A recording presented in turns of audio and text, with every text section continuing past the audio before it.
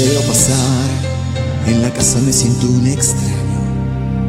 Te puedo besar y tus besos me hacen daño. Te puedo tocar y admirar tu cuerpo al natural y hacerte el amor y sentir que está prohibido. Porque últimamente solo he escuchado que mis actos han borrado cualquier indicio de amor, que solo tienes manos frías. ¿Cómo llegué hasta aquí si lo único que hice fue amarte? Estar sin ti, no respiro si te siento distante. Me mata este dolor, dime cómo vivir sin tu amor.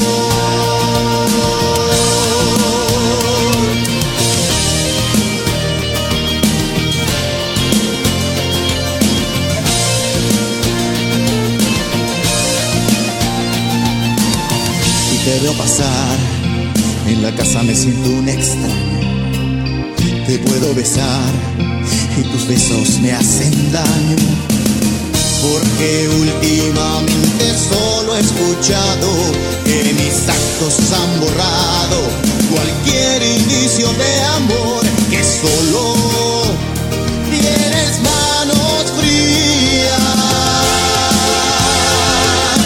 ¿Cómo llegué hasta aquí si lo único que hice fue amarte?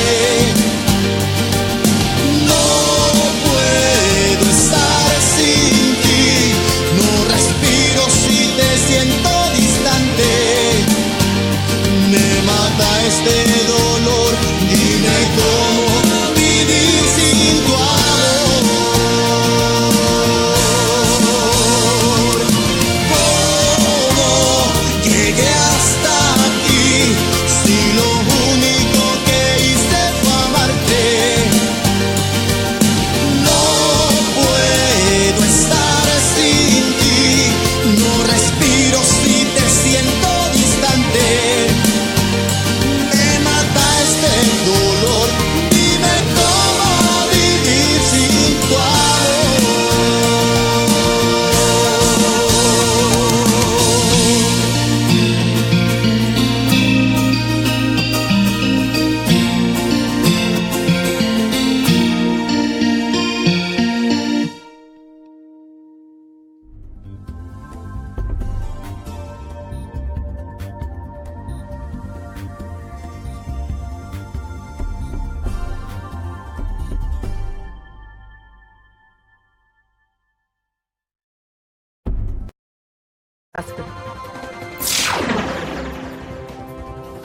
Transportistas de Nuevo Laredo, Tamaulipas, amanecieron con espectáculo maravilloso de nieve. Ciudadanos de Veracruz y Boca del Río confían más en el ejército mexicano que en las corporaciones estatales o navales para protección de la población. Tuxpan celebra la tradición del Día del Niño Perdido. Palestina declaró guerra contra Israel.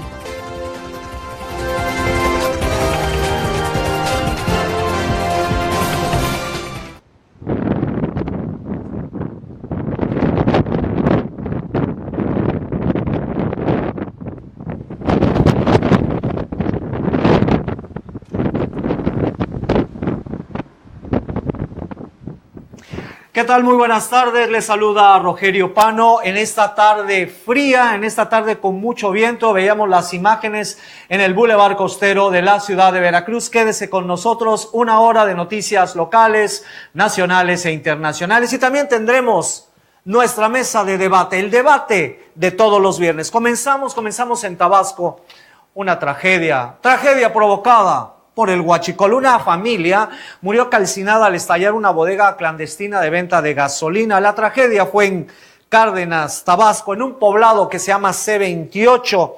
Vecinos alertaron que durante la madrugada se escuchó una explosión en la vivienda. Los testigos refieren que el incendio comenzó en la cocina de la casa y se propagó a la sala donde presuntamente se almacenaba los bidones repletos de gasolina robada. Las víctimas quedaron atrapadas en la vivienda. Los lugareños ayudaron a apagar el fuego mientras llegaban los bomberos, pero la tragedia ya había ocurrido. La tragedia ocasionada por el huachicol. Bueno, Frente Frío 14, el norte del país, nevadas, Chihuahua, nevadas en Durango, en Coahuila, en Zacatecas, donde la temperatura ha bajado hasta los 7 grados bajo cero. Y en la Ciudad de México, si usted va a ir a la Ciudad de México, ponga mucha atención, esta tarde va a haber vientos fuertes en la Ciudad de México. Mañana se esperan temperaturas en la Ciudad de México entre 4 y 8 grados centígrados. Mucho frío en la Ciudad de México. Veamos el reporte de cómo está el frío en diferentes estados de la República. El Frente Frío número 14 que azota el territorio mexicano ha dejado estragos en diferentes puntos del país y este viernes prevalecerá el ambiente muy frío en gran parte del territorio nacional, reportó el Servicio Meteorológico Nacional. Las nevadas generadas por la primera tormenta invernal de la temporada de Frentes Fríos 2017-2018 han ocasionado el cierre de por lo menos 6 carreteras en Coahuila y Nuevo León. En Zacatecas, municipios de la zona norte del estado reportaron caídas de nieve y aguanieve, así como bajas temperaturas de 5 grados bajo cero en gran parte de esa región, colindante con Durango y Coahuila. La fuerte nevada que se registró en Coahuila cerró la circulación de la carretera Saltillo a Concepción del Oro. La Comisión Nacional del Agua alertó que las bajas temperaturas se prevén para hoy y mañana con un potencial de caída de nieve y aguanieve en diferentes municipios de la entidad. Debido a las bajas temperaturas, el Sistema Meteorológico Nacional invitó a la población a vestir ropa abrigadora y brindar especial atención a niños, personas de la tercera edad y enfermos. Para Abacon, Marlene Morales. Usted se pudo ayer dar cuenta de la final entre Tigres y Monterrey, de las condiciones climatológicas. Cayó aguanieve por primera vez en la historia de una final del fútbol mexicano. Se desarrolló bajo la caída de aguanieve. Así es el frío. Y estas imágenes son maravillosas. ¿Dónde está? Nuevo Laredo, Tamaulipas. Así amaneció Nuevo Laredo con este espectáculo maravilloso de nieve. Las carreteras de Nuevo Laredo permanecieron cerradas por precaución debido a la nieve. Hay carreteras cerradas. Si usted va a Monterrey, carreteras cerradas por la nieve. En Coahuila hay carreteras cerradas por la nieve. En fin, son los efectos del Frente Frío número 14. Donde también hace mucho frío, también, es en Veracruz. Se prevén, por ejemplo, en Perote, 6 grados bajo cero. Y para la madrugada en Jalapa, 2 grados. Va a ser mucho frío en Jalapa. En Perote, 6 bajo cero. Y nos vamos a Córdoba, donde también hace frío. Y escucho a Zenén Domínguez.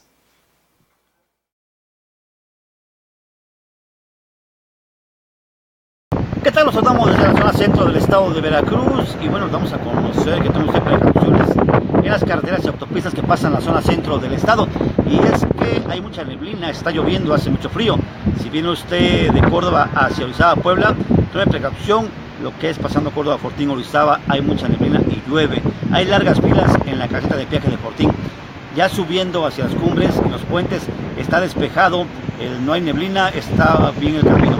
En la zona de Huatusco, Cosmatepec, Camán, en ese lugar sí hay mucha neblina también, llueve y está también pues la neblina hasta abajo, tome precauciones.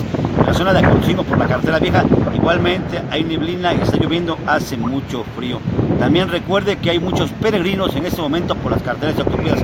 Circule usted con precaución, hágalo con precaución, ya hay muchos accidentes automovilísticos y no forma usted parte de esta estadística. Es lo que tenemos y que tengan usted un buen fin de semana. Gracias, Zenén Domínguez. Sí es cierto. ¿Para qué sale? El clima está para estar en el hogar, para estar a gusto. No salga si no tiene nada que salir. En la zona centro ya ve lo que nos dice Zenén. Mucha neblina, hay mucho accidente por los peregrinos. Sabemos que es los festejos a la Virgen, pero quedarnos guardados sería lo mejor. Vamos a Las noticias rojas: una pareja resultó lesionada después de un asalto en el que participaron 4 sujetos que viajaban a bordo de su camioneta. Los hechos ocurrieron en el Boulevard Manuel Ávila Camacho. Los despojaron a esta pareja de 240,000 pesos en efectivo que habían retirado de un barco cercano a donde cometieron el atraco. 3 sujetos lograron escapar a bordo de un automóvil. Al lugar arribaron elementos de la Policía Civil, quienes lograron la detención de un sujeto. Sin embargo, los otros asaltantes huyeron con la cantidad. O sea, retiraron 240,000 pesos de un banco. ¿Cómo quieren que no pensemos mal? Retiran el dinero de un banco y los asaltan. ¿Cómo está eso? ¿Cómo está eso? En fin. También noticias tristes: 2 feminicidios. Dos feminicidios esta semana en Jalapa.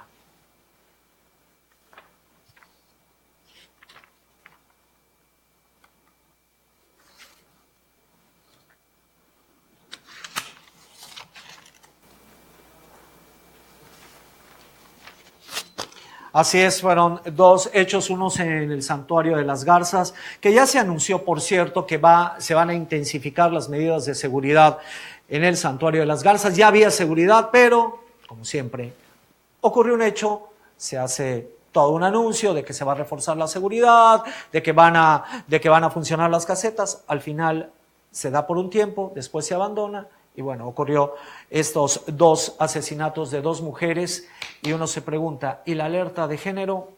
En fin, ciudadanos de Veracruz y Boca del Río dicen que confían más en el ejército que en las corporaciones estatales.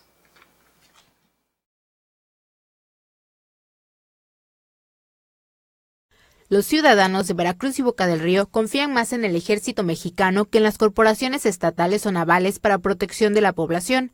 El presidente del Observatorio Ciudadano en la conurbación Veracruz-Boca del Río, Javier Bolio Hernández, presentó los resultados de la primera encuesta de victimación y cultura de la legalidad y reiteró que la institución en la que más confía la población es el ejército y en la que menos confían es en tránsito. Explicó que los ciudadanos de la conurbación se sienten más inseguros en las calles, plazas y parques, así como en unidades de transporte público, y sienten más seguros en casa. Mencionó que gran parte de la población ha modificado hábitos para evitar robos, como no llevar dinero en efectivo, ni joyas o alhajas, además de que eviten salir de noche. En cuanto a asaltos, de acuerdo con La Voz Ciudadana, los ladrones usan pistolas y armas blancas, además de que incurren en delitos durante el día o noche, sobre todo en robo a vivienda. En cuanto a robo de vehículos, gran parte de los delitos ocurren en la noche y fuera o dentro de la vivienda. El entrevistado recordó que estas estadísticas se realizan mediante encuestas y carpetas de investigación y lamentablemente gran parte de la población de la conurbación no denuncia los delitos. Subrayó que el 78.8% en Boca del Río y 65.9% en Veracruz no denuncian por no creer en la autoridad. Para Abacón, Marlene Morales. Y volviendo a la información internacional, la tragedia de California, los incendios forestales, más de 200,000 personas evacuadas en el sur de California. Pero lo peor es que las condiciones del viento y la sequedad impiden el avance de las labores de extinción de los incendios. Le repito, son 230,000 personas evacuadas. Estos 4 incendios en el sur de California han quemado más de 45,000 hectáreas. Hay una declaratoria de emergencia por peligro extremo de fuego en el condado de Los Ángeles. Las imágenes son impresionantes. Viviendas de estrellas de Hollywood, de grandes empresarios que se sitúan en la región de Bel Air, han tenido que ser evacuadas debido a la magnitud de los incendios. Participan más de 5,000 miembros del personal de extinción de incendios para contener el fuego en los condados de Los Ángeles y Ventura. Así es que esa es la tragedia en el sur de California. Noticias nacionales: México avanza en la ruta correcta para llegar a ser una gran potencia agroalimentaria. Esto lo dice el presidente Enrique Peña Nieto. Destacó el trabajo realizado por proveedores de alimentos que han logrado designar a México como el 12º país con mayor producción y el 10º exportando alimentos. Esto lo dijo el presidente de la República. Goldman Sachs, el banco de inversión más poderoso del mundo, calificó de imposibles las demandas de Estados Unidos en el marco del Tratado de Libre Comercio. Por cierto, al respecto, esta semana hubo una buena noticia. Ford, que había sido aliado del señor Trump en esto de las negociaciones del Tratado de Libre Comercio, hay que recordar que Ford suspendió proyectos para México debido a las presiones de Trump. Pero ayer, la poderosa automotriz norteamericana anunció que sus coches eléctricos los va a construir en México. No los va a construir en Michigan, sino los va a construir en México. Aparte, las grandes firmas automotrices, que son una parte fundamental del Tratado de Libre Comercio, ya manifestaron su oposición a algunas de las demandas de los Estados Unidos, las cuales tendrían como consecuencia pérdida de competitividad de estas grandes firmas automotrices y sobre todo pérdida de empleo. ¿En dónde? En los Estados Unidos. La banca de inversiones y valores Goldman Sachs ve imposible las demandas de Estados Unidos para una renegociación del Tratado de Libre Comercio de América del Norte por parte de México y Canadá. Goldman Sachs señala esta posibilidad solo conducirá a un callejón sin salida a Estados Unidos, ocasionando que se salga del Tratado de Libre Comercio de América del Norte, repercutiendo severamente en el tipo de cambio, elevando los precios del dólar, el cual se elevaría hasta los 24 pesos. Para Abaco, Omar Villegas. Y este es un aviso a toda la población. El grupo MAS de agua y saneamiento, el grupo MAS que está en el ojo del huracán, informó a través de un comunicado que se están realizando trabajos de limpieza en el tanque 43 el día sábado 9 de diciembre, por lo que se exhorta a la población a cuidar el agua. El servicio, escuche bien, se verá interrumpido en horario de 8 de la mañana a 8 de la noche en estas colonias: 23 de noviembre, Agustín Lara, Emiliano Zapata, Laguna del Valle, Vicente Lombardo Toledano, Las Palmas, Los Sauces, Magisterio Veracruzano y la unidad habitacional El Coyol. Así es que tenga cuidado, no va a haber agua mañana. El grupo MAS dice que acudirá con pipas de agua potable para abastecer a las familias que así lo requieran. El presidente Enrique Peña Nieto tomó la protesta al nuevo titular del Instituto Mexicano del Seguro Social, Tufik Miguel Ortega, quien sustituye a Miquel Arriola. Vaya trabajo que le va a tocar al señor Tufik. Miquel Arriola deja con números negros la institución, con una reorganización a fondo. Miquel Arriola, que es subcampeón mundial de pelota vasca, por cierto, va a ser el candidato del PRI al gobierno de la Ciudad de México. Hoy el presidente le tomó la protesta a su sustituto. Miquel Arriola entregó su renuncia como director general del Instituto Mexicano del Seguro Social al presidente Enrique Peña Nieto para contender como precandidato del Partido Revolucionario Institucional a la jefatura del gobierno de la Ciudad de México. El presidente Enrique Peña Nieto nombró a Tufik Miguel Ortega como nuevo director general del IMSS, quien hasta el pasado miércoles era director de Incorporación y Recaudación del IMSS. Bajo la dirección de Arriola se logró el rescate financiero y mejora de los servicios del IMSS, mientras que Miguel Ortega aseguró que continuará con la mejora de servicios otorgados en el Seguro Social que le encargó Peña Nieto. Para Abacon, Marlene Morales. Ayer el senador por Veracruz, José Yunes Zorrilla, presentó su quinto informe legislativo. Hace algunos días, José Yunes se reunió con un grupo de periodistas veracruzanas y, entre otras cosas, le dijeron que debía hacer más uso de sus redes sociales. Es más, le echaron en cara que no, por qué no utilizaba sus redes sociales. Yunes Zorrilla las escuchó y adivinen qué, no hizo ningún acto, no hubo acarreados, no hubo gente, no. ¿Sabe cómo lo presentó su quinto informe Yunes Zorrilla? Por medio de redes sociales.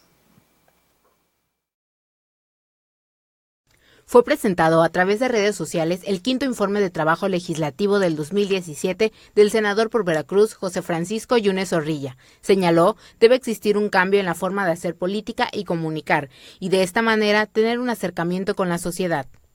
Refirió que el Senado de la República debe ser más que un lugar donde se pueda debatir y aprobar leyes. Es un espacio donde se le da la representación de cada uno de los estados para defender una posición política y dimensión económica para lograr establecer un pacto federal.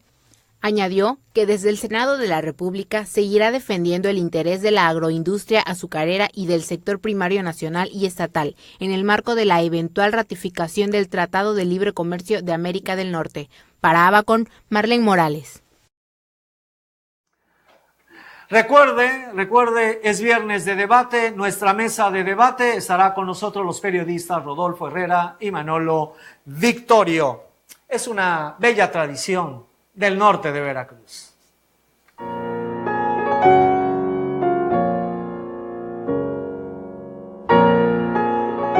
Cuando Jesús era un niño, se perdió mientras viajaba con sus padres para las fiestas de Pascua. Después de buscarlo por 3 días, María y José lo hallaron en el templo.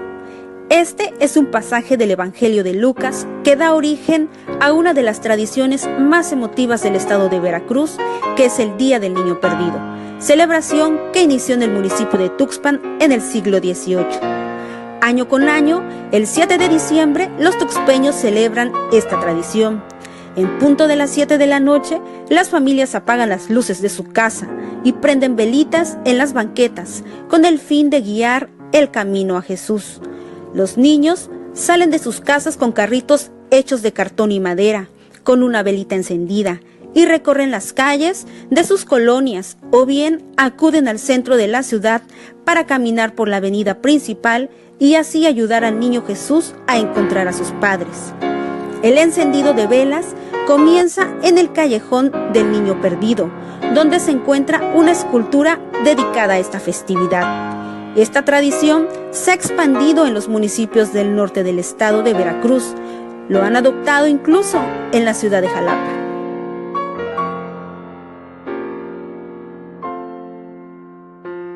Para Abacon, Nora Hernández.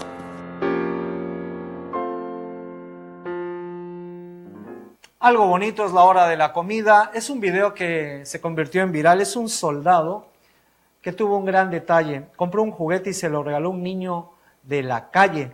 Ocurrió en Veracruz. En las imágenes, vea usted, se ve al soldado que pues toma un carrito de plástico y se lo entrega al pequeño. El pequeño está con un hombre que vende chicles en la calle. Y bueno, le arrancó una sonrisa al niño. Es un día frío. Qué buen detalle del soldado. Ojalá y que se pudiéramos identificar al soldado. Qué buen detalle. La verdad que bueno, y yo creo que tarde o temprano vamos a identificar al soldado porque es muy bonito ese detalle.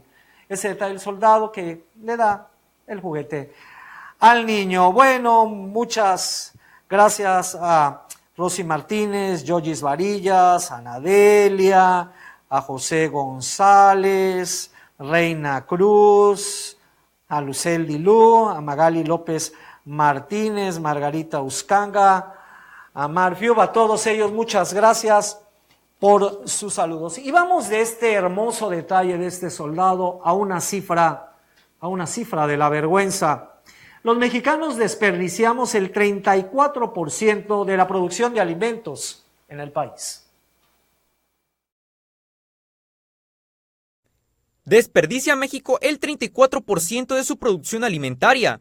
El estudio Pérdidas y Desperdicios Alimentarios en México del Banco Mundial señala que el país desaprovecha el 34% de su producción de comida y cada mexicano desperdicia alrededor de 170 kilos de alimentos al año. El informe reveló que de 79 alimentos representativos en la canasta alimentaria de México se calcula un desperdicio de 20.4 millones de toneladas cada año e implica grandes impactos ambientales por excesivo uso de agua y generación de dióxido de carbono. Esto representa el desperdicio de alrededor del 34% de la producción nacional de alimentos, derivado principalmente de la carne de res y cerdo, camarón, leche, aguacate, tomate, papa y mango. De acuerdo con el estudio, si los alimentos perdidos y desperdiciados fueran recuperados, sería posible atender la deficiencia alimentaria de más de 7.4 millones de mexicanos en un periodo de 2 años y 4 meses. Las pérdidas y desperdicios de alimentos deben ser considerados dentro de las políticas públicas, como las relativas al combate a la pobreza, desarrollo sostenible, cambio climático, educación y salud. Para Abacon, Miguel Ángel Peña. Y ahora vamos a la sección deportiva. Miguel Peña y los detalles de la gran final. Miguel.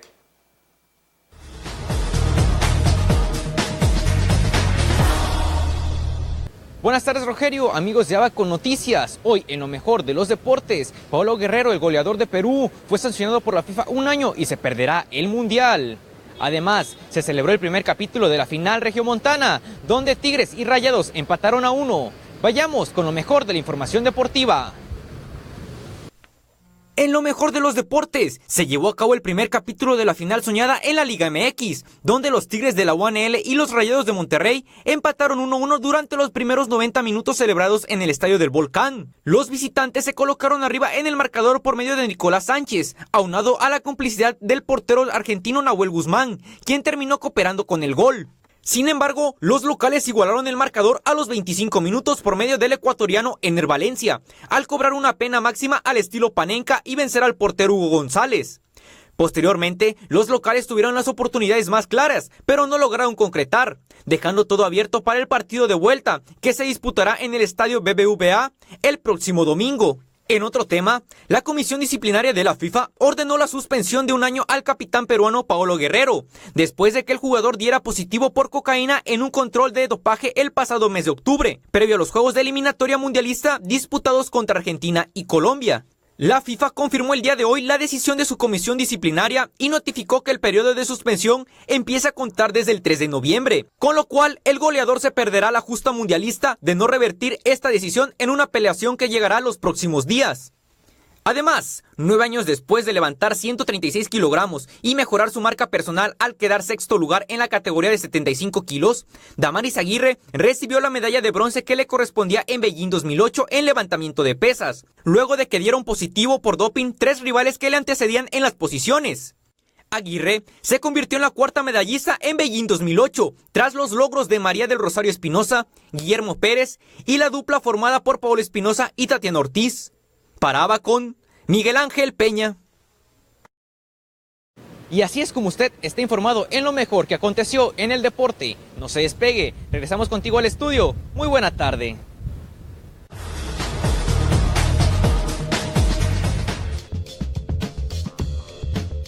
Hola, muy buenas tardes, yo soy Minerva Cobos. Las y los invito para que todos los martes nos vean y nos escuchen por este canal, en su programa Observatorio, hecho para ustedes. No nos fallen.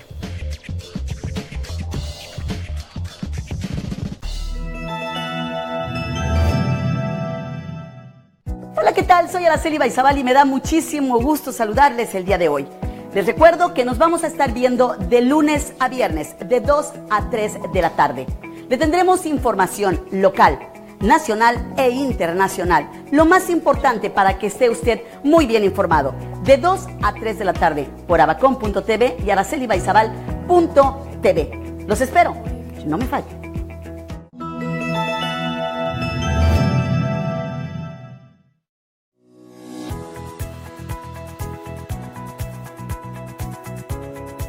Hola, ¿qué tal? Los esperamos de lunes a viernes de 9 a 11 en tu programa, donde tendremos espectáculos, música, cine, entretenimiento, deportes y muchísimas cosas más. Horóscopo diario, interpretación de sueños. Recuerda, de 9 a 11 y lo que se te antoje.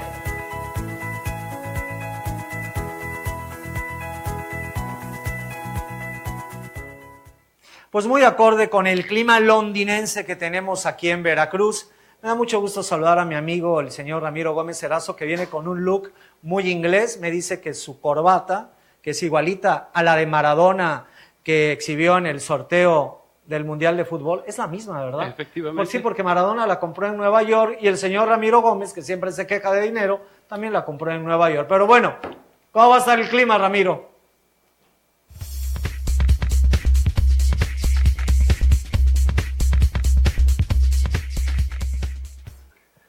Un placer compartir contigo, Rogelio, este noticiero, y esperamos que pronto ya te avientes el de la noche, no le hagas como dices tú al Canelas. Ya necesitamos noticiero en la noche, un buen noticiero en la noche, vaya. Bueno. Muy bien.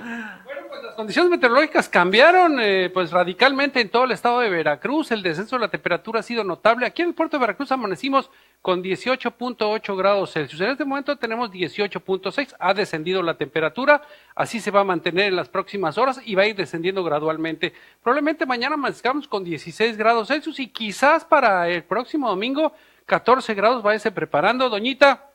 Dele una buena sacudida al cobiejo porque lo va a necesitar, va a ser bastante frijolito en la mañana del próximo sábado y del domingo. Y también el viento del norte se va a intensificar en el transcurso de esta tarde-noche. No se ha dado todavía el desnivel barométrico. Yo espero que después de las 3, 4 de la tarde las rachas ya pudiesen alcanzar los 90 a 110 kilómetros por hora sobre la costa. No así en la ciudad, donde se mantendrá sobre los 80, 90, es lo que vamos a resentir.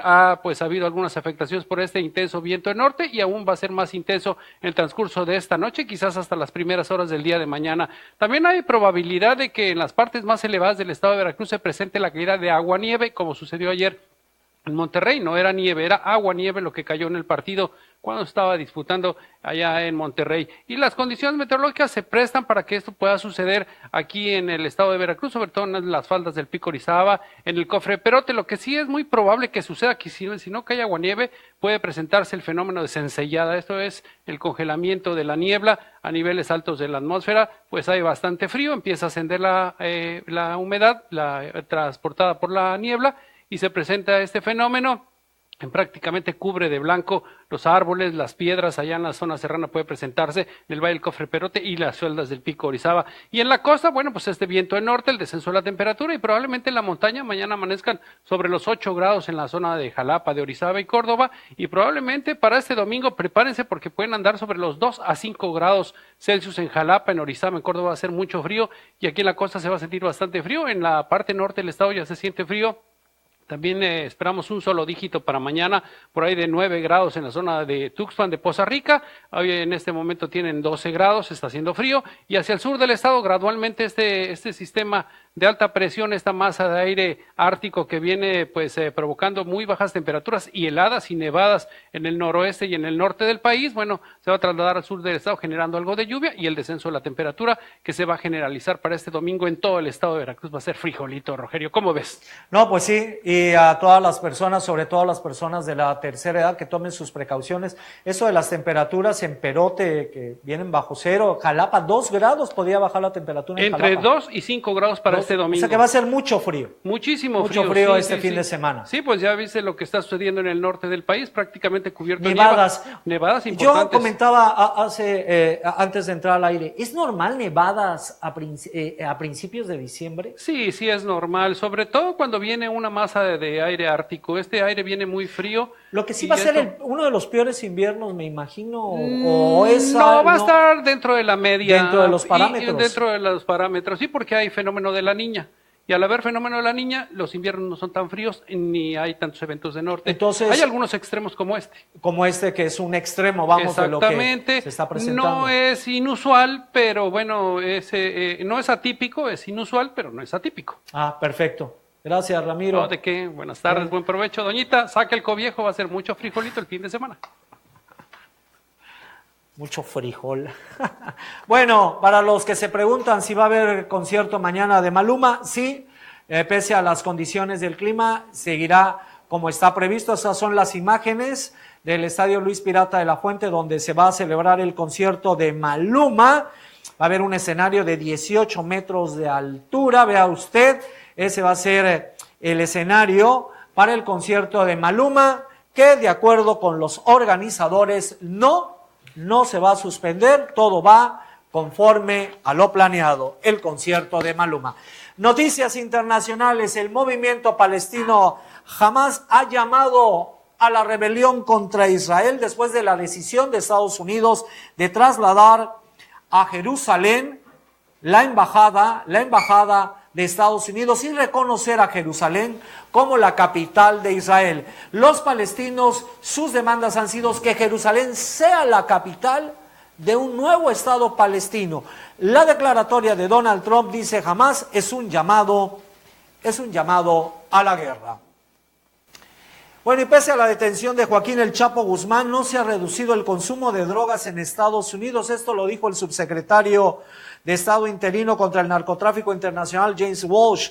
Dijo que no, que lo que está oyendo es que los cambios no son sustanciales porque el consumo y la demanda aún están allí. Guzmán Loera fue capturado en enero del 2006, extraditado a los Estados Unidos. Su captura ha generado una guerra al interior del cartel de Sinaloa y también ha aumentado los índices de violencia en México. Las cifras más conservadoras dan que a final de año habrán sumado más de 30,000 muertes violentas en todo el país. En fin, Vladimir Putin anunció su intención de presentarse a las elecciones presidenciales de Rusia que se realizarán el 18 de marzo del próximo año. Putin, de 65 años, ha participado en los comicios presidenciales en 3 ocasiones, 2000, 2004 y 2012. 18 años gobernando de Putin y quiere más. Vamos ahora con Gerardo Amador. ¿Qué medidas hay que tomar para protegerse del frío? ¿Qué tal, Rogelio? Muy buenas tardes. Debido a las fuertes rachas del viento que se registran el día de hoy en la ciudad de Veracruz por el frente frío, el director de Protección Civil, Adolfo Sugasti, nos informa que han atendido la caída de 3 árboles, una sobre un vehículo estacionado y de igual manera la caída de 2 anuncios espectaculares. Las recomendaciones para todos los veracruzanos y las veracruzanas en este día es no estacionar sus vehículos cerca de alguna luminaria o de algún árbol. Si no tienen a qué salir, evitémoslo. Y también tomar las medidas precautorias necesarias con aquellos artefactos u objetos que dejan sobre los techos de las viviendas que pueden ser utilizados por las rachas del viento con proyectiles, afectando a otras personas que vayan en su paso. Es hasta este momento la información que se ha proporcionado por parte de Protección Civil y de otras dependencias que han estado atendiendo a la ciudadanía a lo largo del día. Hasta aquí mi reporte. Buenas tardes. Gracias, Gerardo. Vamos ahora con Fernando Trinidad, hasta Misantla. ¿Qué tal, amigos? Yabacom, muy buena tarde a todos. Los saluda su amigo y servidor, Fernando Trinidad. Excelente viernes, Rogelio. La historia que te vamos a presentar es sobre los corredores guadalupanos de la ciudad de Misantla. Esta unidad en la que nos encontramos va a ser la que nos va a acompañar en este viaje hacia la Basílica de Guadalupe, de donde ellos traerán el fuego guadalupano. Vamos a conocer la historia y la idea con el coordinador. Vamos a escuchar la entrevista. Emilio, ¿cuándo salen hacia la Ciudad de México? Hoy, después de misa de 8 de la noche. ¿Y sí, dime? ¿Cuándo estarían regresando aquí a Misantla? El 12 a mediodía, 12 a el mediodía. martes, así es. Hacemos un recorrido de 3 días. Oye, el frío, la lluvia, ¿no los detiene en su camino? Pues ahora sí, como vamos con fe, no se nos hace muy pesado, tal vez sí es cansado, pero pues el frío y eso es lo de menos. Ok. ¿Cuántas personas van? Somos 24. 24 corredores más con otros 10 de apoyo. Sí, ahí está. Pues bueno, como escucharon, querida audiencia, jóvenes, adultos y todos los corredores de esta unidad van a ir por el fuego guadalupano en la Ciudad de México. Se encuentran trabajando pese a las condiciones climáticas, que es el frío, que de verdad está apremiante. La lluvia también los está recibiendo este día mientras adornan el camión para que su aventura comience esta noche. Hasta aquí mi reporte, Rogelio. Excelente fin de semana. Muy buena tarde a todos. Gracias a Fernando Trinidad y nos vamos a la mesa de debate. Nuestro buen amigo Rodolfo Herrera, periodista destacado y además consultor político, asesor en varias campañas. En unos momentos más llega Manolo Victorio, que está saliendo de su noticiero y que llega con nosotros. A ver, Rodolfo, el frente primero, ciudadano. ¿Cuál de los dos frentes? Porque hay dos frentes fríos. Bueno, el frente frío no, el ese frente ya frío habló está mucho. frío y el otro frente también está muy un poco frío. A ver, entonces, se supone que ya en las próximas horas debe salir el candidato del frente y que habría una negociación para que Ricardo Anaya se quedara como candidato del frente. ¿Qué información tienes? Bueno, a final de cuentas ahí se tardaron un tanto en amarrar se les complicó obviamente en el PRD, por parte de Movimiento Ciudadano con Dante Delgado, pues no se les complicó, más bien tuvo que salir como el peleador callejero a hacer algo por Anaya, dado los problemas internos y externos que se le vinieron en su propio partido, ¿no? En el PAN. Y obviamente el problema que estuvo generando esto fue mucha incertidumbre, lo que dio tiempo a que el también aspirante del PRD, que es el doctor Mancera, saliera a ventanearse, ¿no? Y en ese ventaneo le quitó demasiada imagen a Ricardo Anaya, ¿no? Ahora bien, o siento que hasta se lo comió, pues. Sí, a ver, lo que se dice que una parte de la negociación era que de darse este frente y que Anaya fuese el candidato y ganara la elección, se impulsarían cambios a la Constitución y que Mancera quedaría como una especie de jefe de gabinete. Eso es lo que se dice un poco. Yo creo que el candidato del frente va a ser Anaya, y porque van a hacer valer la fuerza del PAN como partido político, como candidato presidencial, ¿no? La gente se preguntará ¿por qué la prisa? Bueno, porque mañana ya Alejandra Barrales deja de ser dirigente del PRD, porque además es obligatorio que deje de serlo, porque es incompatible, y que bueno, para no extropear con una nueva dirigencia del PRD en las negociaciones del frente, tendría que salir en las próximas horas. Entonces, tal parece que Anaya va a ser el candidato del Frente Ciudadano, que además, no sé si te llamó la atención, Rodolfo, esa encuesta de Buendía Laredo sobre los comicios presidenciales, en donde dan a Anaya todavía como segundo lugar, llama la atención. Pero por ahí también se decía que Buendía y Laredo, esta encuestadora, está trabajando en la candidatura de Ricardo Anaya, y vamos a volver nuevamente a la cuestión de las guerras de las encuestas. Y otra vez la frase, ¿no? Mentiras, mentirotas y estadísticas. Exactamente. Eso definitivamente que le da un impulso a Anaya. Exactamente. Además, en los momentos más alicaídos. Claro, efectivamente. Tal parece que Buendía y Laredo hace todo lo posible por volverlo a posicionar, ¿no? Y en un diario que atacó mucho a Anaya, que es el Universal. Sí. Entonces sí es mucho de llamar la atención esta encuesta. Y no es que digamos, estamos en contra de nada, mucho menos, pero nos llama mucho la atención que no haya perdido terreno, que ese silencio y que la asunción de Meade no haya alterado, de acuerdo a esta encuesta, las preferencias de tipo electoral. De alguna manera a Meade le siguen saliendo los números tal y como lo tienen previsto, y van caminando de acuerdo a la estrategia que ellos tienen, y se nota que van avanzando. Obviamente traen lo de los exgobernadores corruptos, los que están en la cárcel, el que abandonó la cárcel. De 14 gobernadores, 3 están en proceso, 12 en prisión. Eso poco se ha hablado, ¿verdad? Muy poco, pero además a quién le conviene si están en la cárcel los gobernadores de todos los partidos. Así es. Ese es el grave problema, que a final de cuentas el tema de los exgobernadores afecta a toda la clase política, que son los integrantes de todos los partidos, ¿no? Ahora bien, el frente en Veracruz, ¿tú cómo lo ves? ¿Tú crees que la candidatura de la que se habla del hijo del gobernador Miguel Ángel Yunes Márquez, está firme, o tú crees que podría haber alguna sorpresa? Bueno, hay dos cosas que me llaman a mí mucho la atención. Ricardo Anaya aparece en una foto flanqueado por todos sus gobernadores en funciones, pero ahí no aparece Miguel Ángel Yunes. Hay una foto donde está Anaya, están los gobernadores de los estados panistas, y no aparece Miguel Ángel Yunes en esa foto. Pueden ser circunstancias de trabajo o muchas otras, ¿no? Sin embargo, no se ha visto tampoco por parte de Veracruz una avanzada en favor de Ricardo Anaya, ¿no? Y eso también tiene que ver en que el jefe político, digamos, esté metido en otras actividades no intente entorpecer una campaña que se está impulsando desde el PAN, que es precisamente la del alcalde de Boca del Río, Miguel Ángel Yunes Márquez.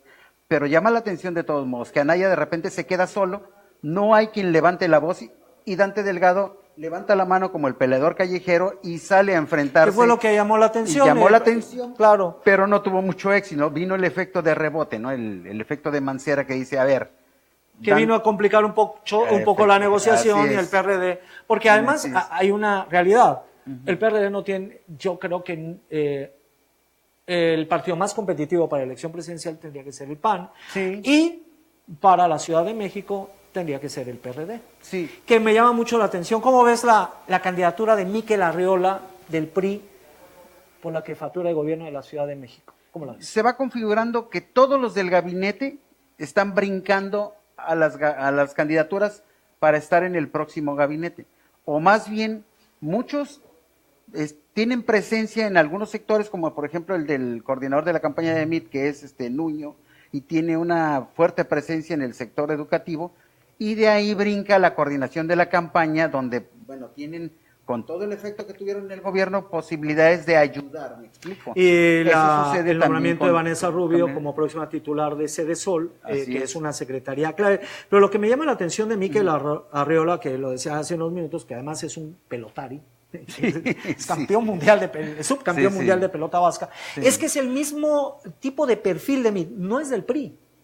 No es militante priista, es un tipo competente. Hay que reconocer que el Seguro Social ha venido trabajando bien en los últimos años. Esa es la verdad, digo, números negros, ahí se va. Y entonces me parece que esa estrategia que se decía del PRI, buscar los segundos lugares en entidades donde sabe que no va a ganar, y que esos segundos lugares le vayan proveyendo los votos necesarios para alcanzar la presidencia, me parece que eso es a lo que están jugando en la Ciudad de México. Es cierto, no va a ganar Mikel Arriola la jefatura de gobierno, pero sí puede disputar un segundo lugar con el PRD por el perfil, digamos, ciudadano que representa Mikel Arriola. No nos podemos apartar de una situación muy importante en el PRI. El PRI tiene estructura y tiene un gobierno en funciones, y además un gobierno que tiene posibilidades de invertir en una campaña, ¿no?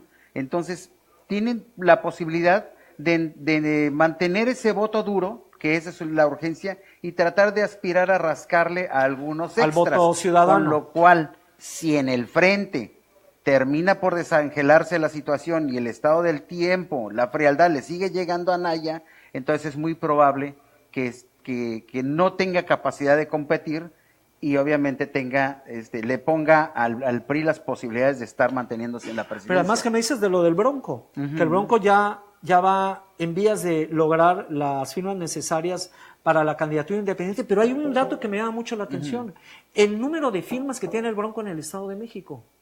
Sí, ¿Quién le está ayudando al Bronco? Sí. O sea, ¿es una candidatura independiente o es una candidatura desde la presidencia? ¿O el Bronco está para dispersar el voto posible? ¿De qué estamos hablando? Llama mucho la atención dos candidatos eso, ¿no? que pueden dispersar el voto, de la gente que pudiera irse a una segunda opción, que es el Frente PAN, PRD, Movimiento Ciudadano.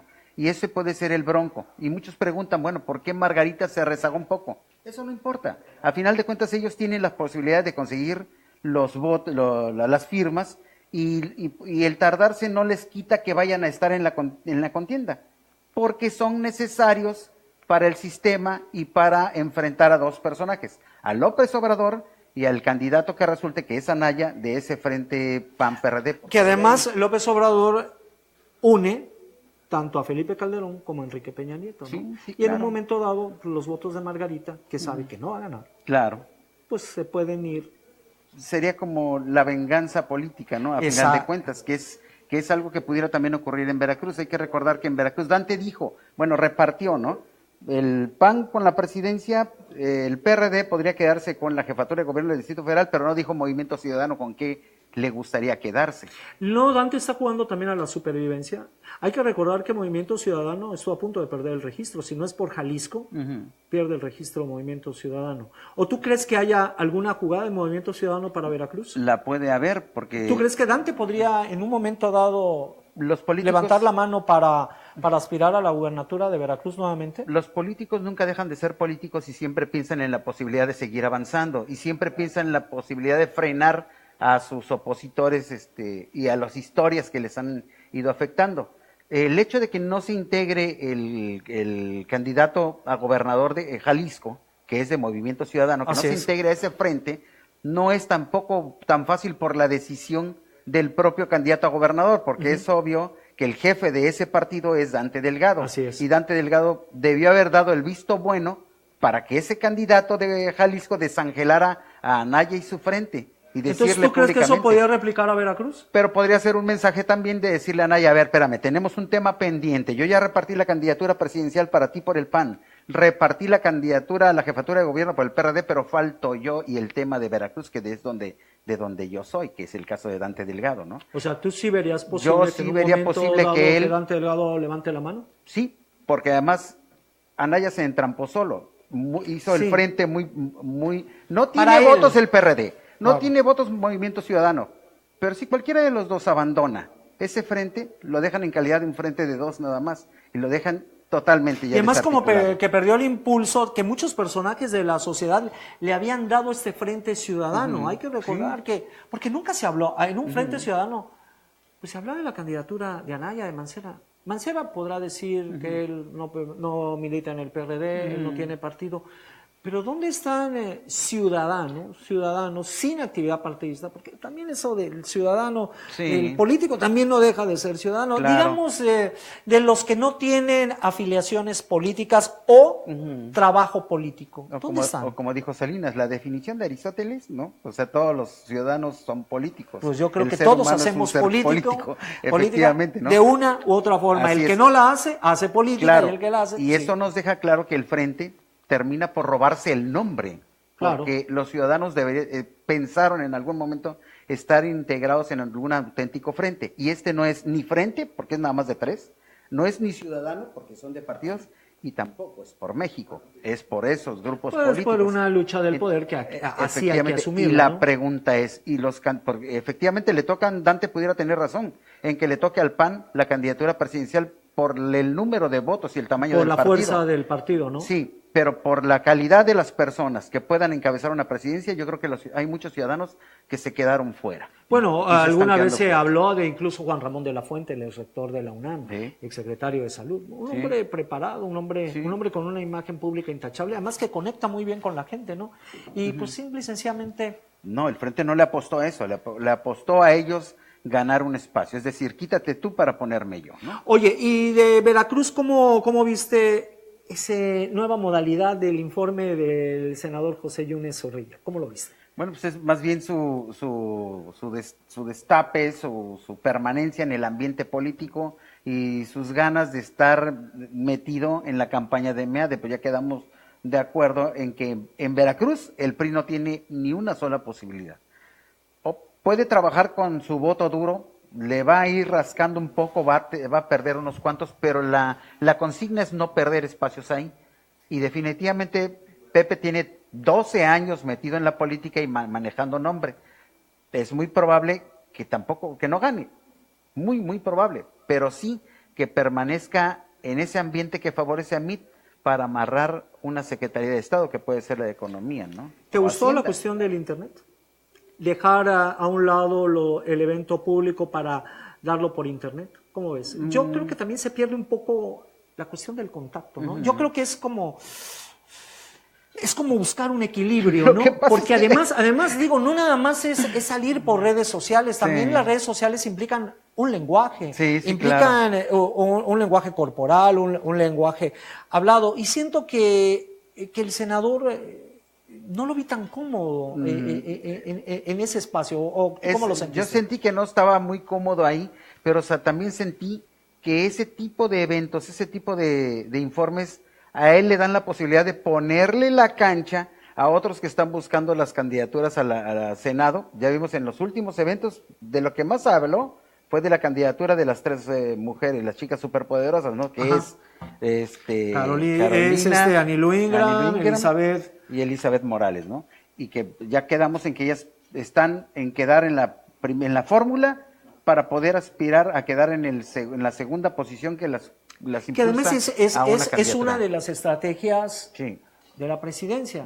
La presidencia va por la presidencia, es decir, Claro. hacer ganar a José Antonio Meade. Pero regresando el asunto de lo que tú decías, ¿no? De manejar un informe por internet. El informe no le abonaba más de lo que ya pudiera abonarle o restarle a Pepe Yunes, sino le sumaba a los que iban a ir al informe, a la fiesta del informe y a manejar a sus anchas sus aspiraciones personales, ¿no?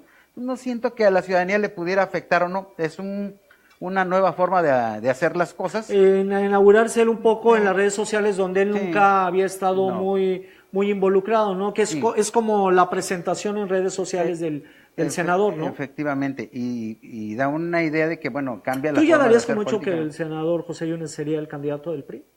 Para el equipo que está ahorita impulsando a mí, pues es obvio que sí tiene que ser ahí, ¿no?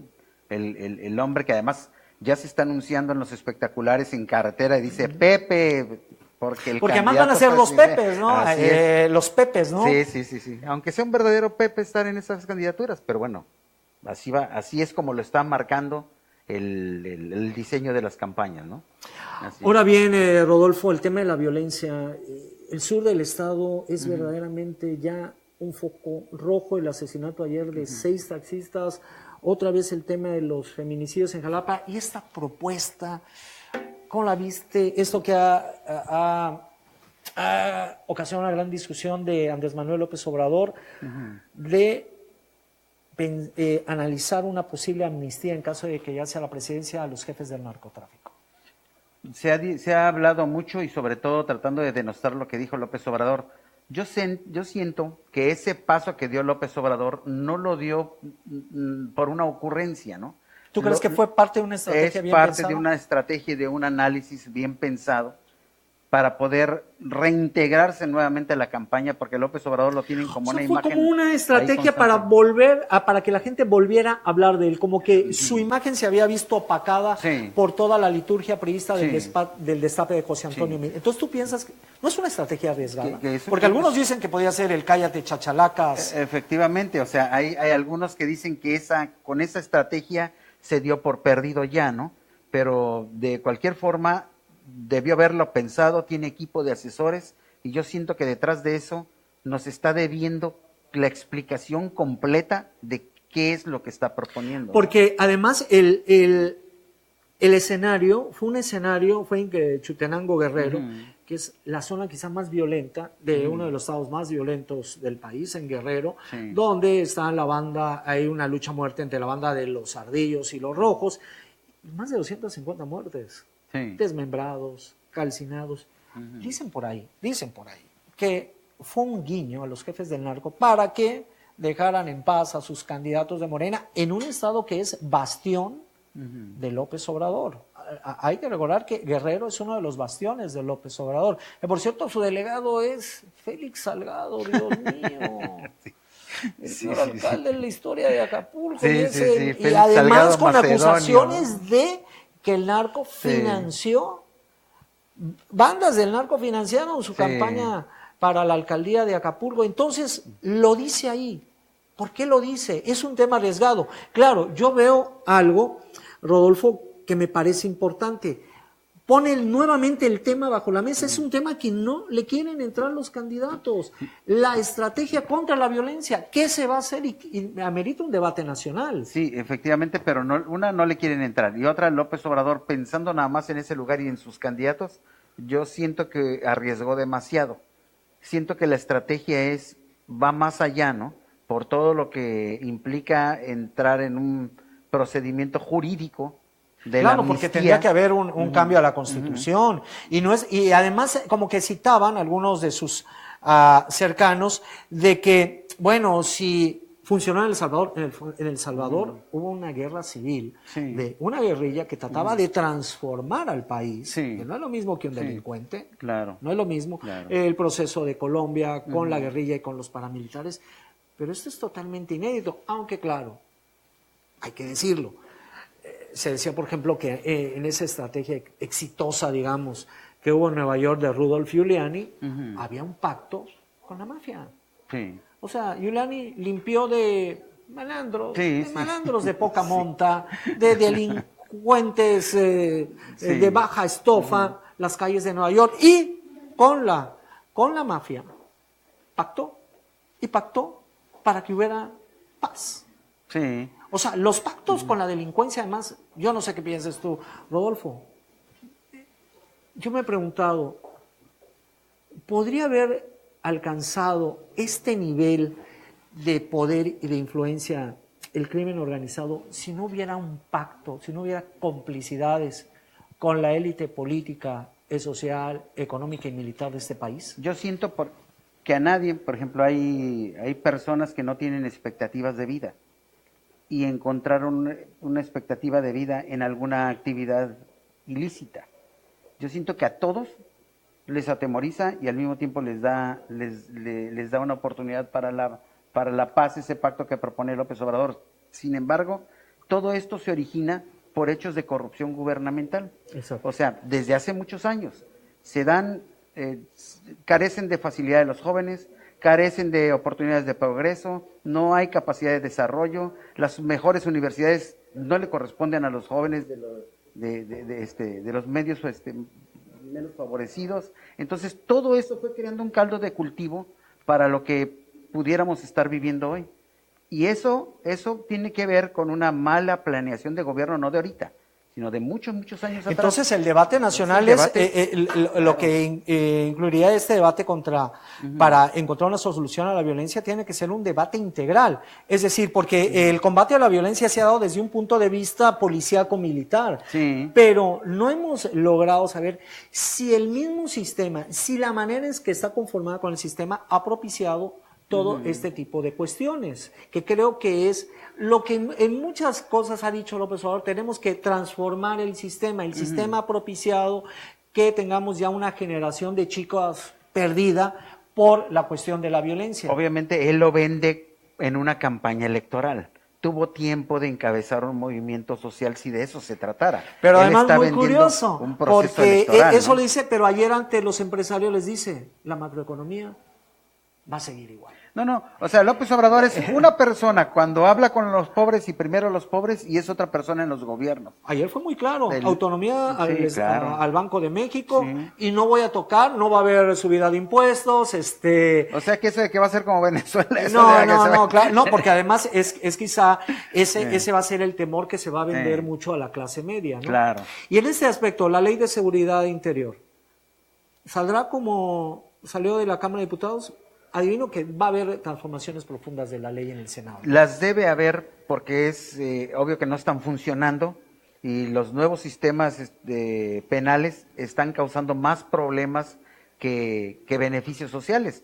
El propio jefe de gobierno está diciendo que muchos van a abandonar la cárcel en el 2018, que muchos miles van a estar nuevamente haciendo lo mismo sin ninguna consecuencia jurídica, y eso tiene que ver en una muy mala planeación que definitivamente vemos que a ver a quién se le habrá ocurrido. ¿Tú sí respaldarías entonces que el nuevo sistema penal acusatorio ha propiciado que muchos delincuentes estén hoy en la calle? Si le preguntas a un abogado te va a decir que no y te va a dar toda una explicación que no le vamos a entender. Claro. Pero en términos generales, si hoy, lo decía el propio Mancera, si hoy una persona con una pistola amenaza a alguien, no es un delito grave.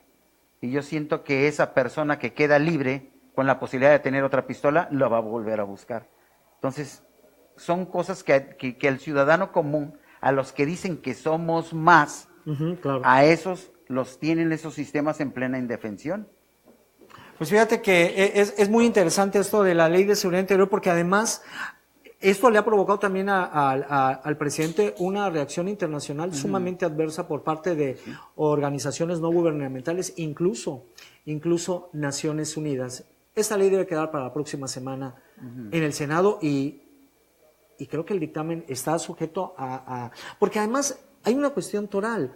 Está bien, tendremos la ley, pero ¿dónde está la transformación de nuestras policías? El problema está la obligación de alcaldes y de gobernadores de proporcionar seguridad a sus ciudadanos, y eso lo han dejado en manos de las Fuerzas Armadas. No más lejos, Veracruz tenemos el ejemplo, y que tampoco ha sido un remedio para la violencia como lo estamos experimentando en Veracruz. Y con justa razón, el secretario de la Defensa les dijo, en el momento en que me digan, para nosotros es preferible volver a cuartelar a toda la tropa.